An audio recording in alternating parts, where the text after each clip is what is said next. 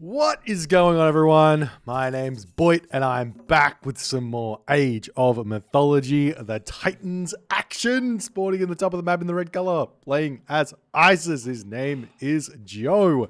His opponent today in the blue color, playing as Gaia. His name is Kvoth. It's been a hot minute since I've been able to say that. I'll tell you that for free right now. 6 weeks is a long time to go for an Age of Mythology addict. But we've done it, and we're back, and we're ready for some more shenanigans. I'm just so excited about the next couple of months because there's so much exciting content coming for you in the shape of Champions League, Challengers League, all of the random shenanigans that I want to get up to on my day-to-day, just showing you set tricks that I've been thinking about. 6 weeks of theory crafting because I can't touch the game means I've got some new strategies to get going here.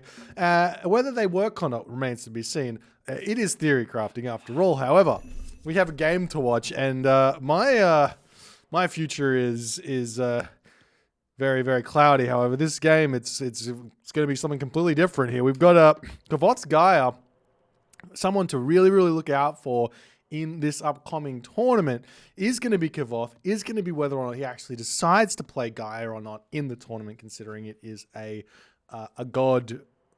no god restriction tournament. So he's practicing some Gaia on the ladder. You can check out all of the profiles on the Discord.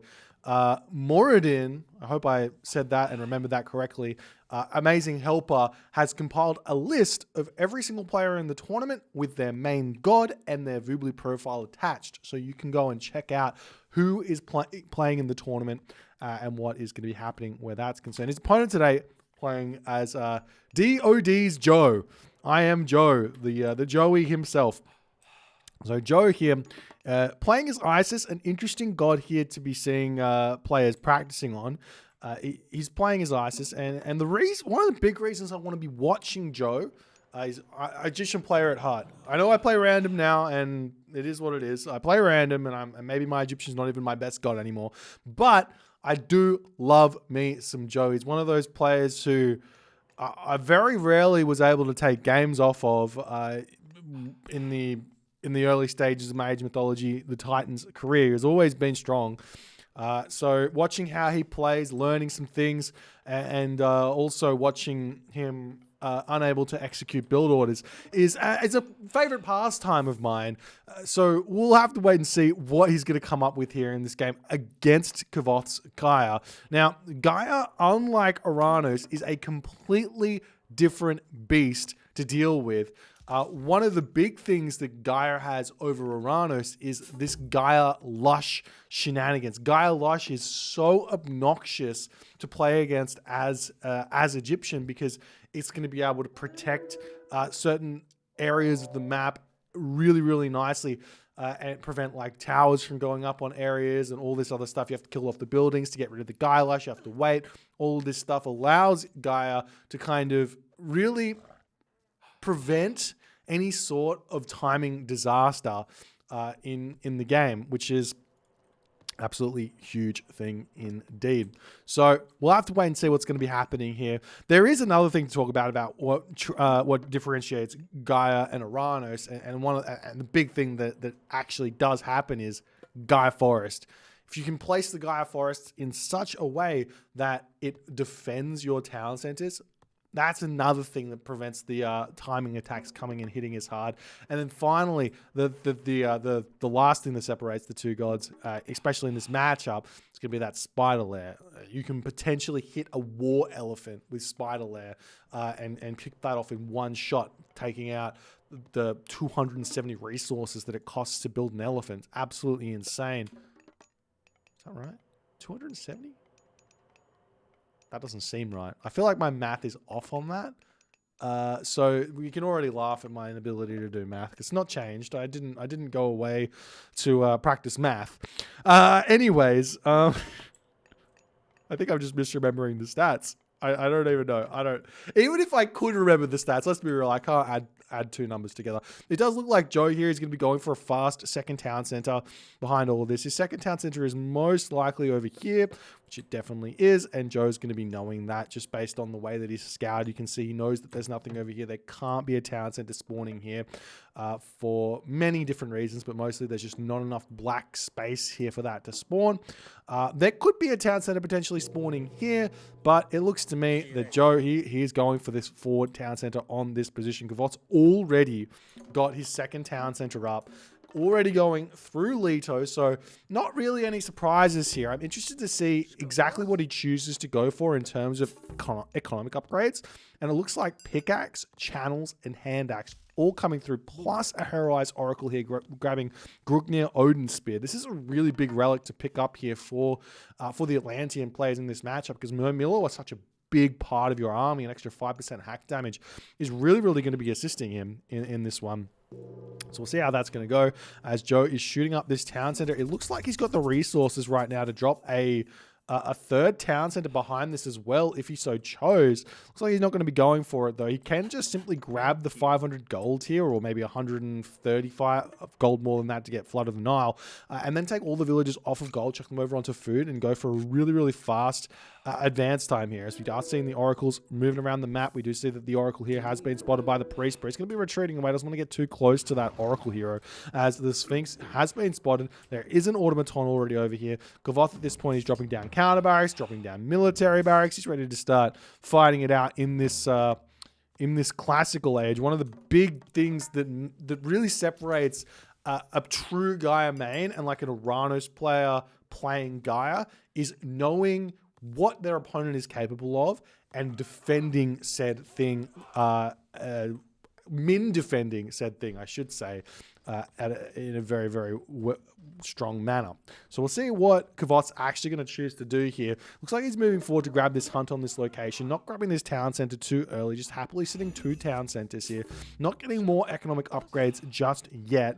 Can be a little bit difficult to just opt into grabbing those straight away, rather getting some units out is always going to be a decent idea, as we are now seeing some walls coming up for Joe. Armory coming down as well in the main base here, as the units searching around, going to be clearing up these obelisks, kind of sending Joe into the dark, taking away the map hacks. You have to pay for map hacks as Isis, unlike some other gods who get map hacks for free. Cough, one-eyed gods out there, you know what I'm talking about. As we do see a villager here might get spotted, but Joe does retreat that one nicely. The Sphinx going to be coming in here, double Mermillo heroized here to push that Sphinx away, preventing the walls from getting up. Nice play from Kvoth, getting a little bit of map control. We do see that third town center is coming up here for Joe. A little bit surprised we didn't see this one earlier. Joe had the 500 gold quite a while ago, actually.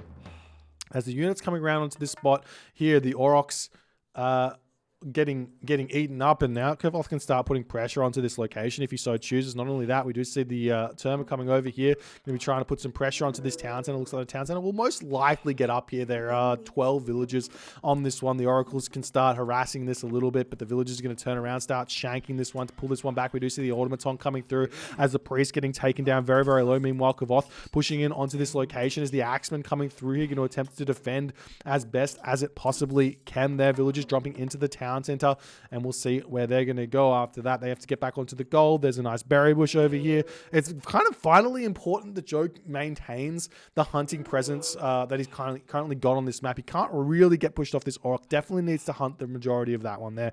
Doesn't really have any other hunt left on the map, so he might be in a bit of a... He might be in for a little bit of a difficult game here if Kvoth can continue this pressure up, prevent this hunt from getting eaten, and prevent this hunt over here from getting eaten. Looks like we might even see a town center getting grabbed fairly soon, sending units over here to start keeping an eye on that one.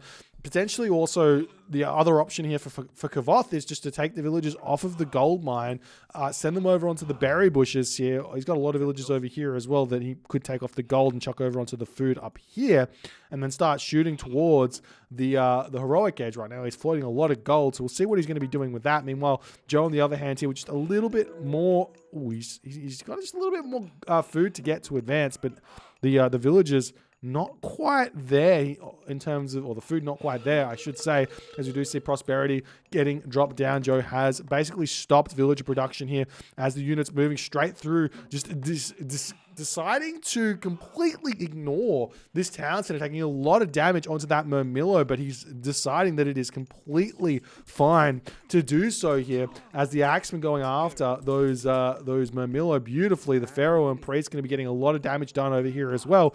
And Kvoth going to have to retreat back, not going to be able to prevent any of that prosperity coming through as Nephthys is now on the way for Joe. Kvoth, on the other hand here, still floating all of that gold. Another way around this or to deal with this situation is to just put the villagers over onto wood, start getting yourself plow, start getting yourself irrigation, as we are seeing Kvoth doing, and then just start throwing down farms here.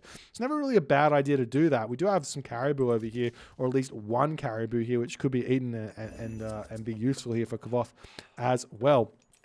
Meanwhile, farms coming up on this position all over the place here for Joe. There's a couple of secrets with farms that I feel like players should start learning. One is that if you just shift click all your farms and then do nothing after that, it is the slowest way to build farms.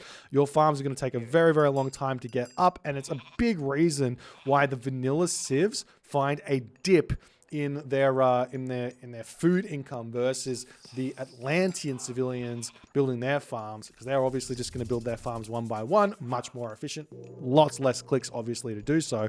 But we do see I will tell you what those tricks are, but firstly, we're seeing the units pushing in, Migdol Stronghold coming up, and all the other good stuff. So the tricks here is basically if you've got all of the farms placed, if you want to just shift click and not just do the villager build thing, you can spam shift click all of the farms, and then all you have to do is grab your villagers and right click onto the farm, and then they'll all go to their own unique farm. It's not quite as efficient as obviously going villager build, but it is less APM intensive for sure. It takes out the fact you have to hit F or spacebar F if that's your hotkeys for farm and idle villager.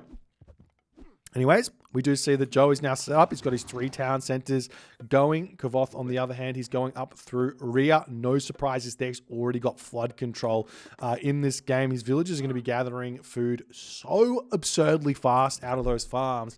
And his economy is just going to shoot into the stratosphere. As Kvoth goes for a turn there, he tries to pick off some units, but he just loses 4 units for the one slinger, I think. Not value for him at all, but he does get to use his trader there to steal that Scorpion Man away. We're going to start seeing the palace getting thrown up all over the place, as Kvoth does need to start preparing for potential Ancestors Eclipse timing pushes coming through. And we'll see if he's going to be able to defend that. One big, easy way to defend the Ancestors Eclipse timing pushes is just start putting palaces down on your town center. Get yourself fortified town centers, get yourself masons, get yourself a full army. That way, once the units push through, Ancestors Eclipse comes down, you can retreat back, allow the buildings to get destroyed while the town center stays alive, and then once the Ancestors Eclipse has finished up, you can turn around and actually take the fight. Alternatively, you can just get a whole bunch of myth units out. It's not really myth units here with this god choices for Kvoth to get, but if you get like Stinvalian birds, good way to defend it as well. As we do see the units pushing in onto this location over here, as the army now going to be pushing into the town center, trying to find some damage. Not a whole lot of stuff they can do there, as Kvoth's going to be pulling back. Joe, on the other hand, is happily taking his time in this game. There is no real reason for him to fight early against Gaia, because he is Isis. This is kind of one of the weaknesses, as it were. If you don't go for like a priest siege Ancestors Eclipse timing push with Isis, you're basically accepting you're playing for the late game here against the Gaia, which may or may not be something that is wise or winnable even. We'll have to wait and see exactly how that's going to go, because Kvoth is putting pressure on all over the place here. He's moving up to the top side of the map. He's already up through Atlas. Do we see the monuments placed down or not. There are no monuments on this location here. Priest coming out. All of the Kvoth army is through here. Ancestors Eclipse getting dropped down onto this position here to try and defend. Do we see that Mythic Age coming through? We do not. We do see Camel Caravans coming in, but there is no Mythic Age coming through for Joe at this point. He's seeing a 152 of 154 population. As Atlas pops here, Migdol gets denied. Town Center very, very low HP as well to boot here. And with the pressure still mounting on this Town Center, that Atlas with the implode that's going to be able to be clicked at in 40 seconds is not only going to be able to pick off all of the units here, but also finish off this Town Center if it doesn't end up going down to the units that are pushing through. And Kvoth just says he doesn't need to retreat back. Let's take a look at the resources. Kvoth's sitting at full population. At this point, he is spamming units out incredibly fast. Lots of units in the middle of the map over here as the town center getting closer and closer to falling. We do see that monument to the soldiers is coming through. Will it come up in time or not is the big question here. 10 seconds remaining on the Eclipse as it's getting closer and closer to finishing. Will it come up or not is the big question. 3, 2, 1, and does he get the implode in? Yes, he gets the implode in. He's going to be hitting all of these units. They're not going to be able to retreat away from here at all as they all get shocked into this position here. We see more units coming through. Do we see a citizen moving in to drop some buildings down or not is the question. Not just yet as we see another trader get used somewhere. I'm not sure where that was. There's the implode picks off all those walls. You can push in here as well. So, there's the trader taking the siege tower there as well. This is going to start taking down the Ford town center, and Joe is in complete disarray at this point, sitting at 98 of 116 population, going up through Osiris on the main town center. But this forward town center is going to be dropping any time soon here as the walls don't end up getting finished here. Kvoth might be sending a citizen forward. I don't see him attempting the citizen move here to push in over onto this town center to prevent it from going up. But the other thing is that Kvoth can now start lushing this forward town center as well. He's in such a commanding position at this point as the siege works. Going to be getting taken down. Villagers retreating off of the wood here. As Chariot Archer, Spearman doing what they can do on this position as well.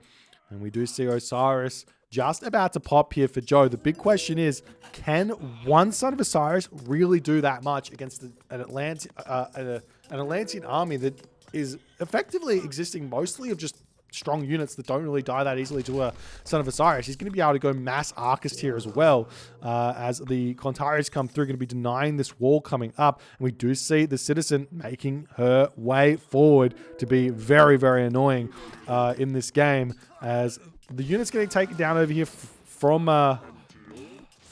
Joe for the time being, but one military barracks is all that is going to be needed here as the citizen sneaks through onto this position. A whole handful of units just sitting on this town center, preventing it from going up. And all Kvoth needs is one military barracks, and this town center will not be going up. Not only that, he can utilize the fire side to prevent it for the time being as well. And now, no more town center possibilities here for Joe. And basically, Kvoth now, he's got full control of this. He's sitting 160 population. Joe's sitting 117 of 118 population here. And he just is not going to be able to get a town center back. This town center is going to get secured as well. And Joe, in the 16th minute of this match, 17th minute of this match, I don't know how to speak English at all. But anyways, Joe having to tap out here. Kvoth showing the might of the Gaia boom. It can be incredibly difficult to outboom a Gaia player with Egyptian, even with Isis, even with all of this hunt. This is a really, really nice booming map here for Joe, but Kvoth gets the second town center up faster, gets the cheaper upgrades, gets all of his economic upgrades to boot. Joe here, he's actually got decent upgrades himself. Adds of wet plus bowsaw is actually a really big combo, makes the wood come in really, really fast. But Joe just not having what is needed here to stay alive in this game and getting taught a very, very valuable lesson here that Gaia, not something to be trifled with. Very, very strong in Age mythology and maybe something new even to have been learned here. Anyways, if you guys enjoyed this game, please consider hitting the follow on the Twitch. If you're on the YouTube, hit that subscribe button. I'll see you guys in the next game.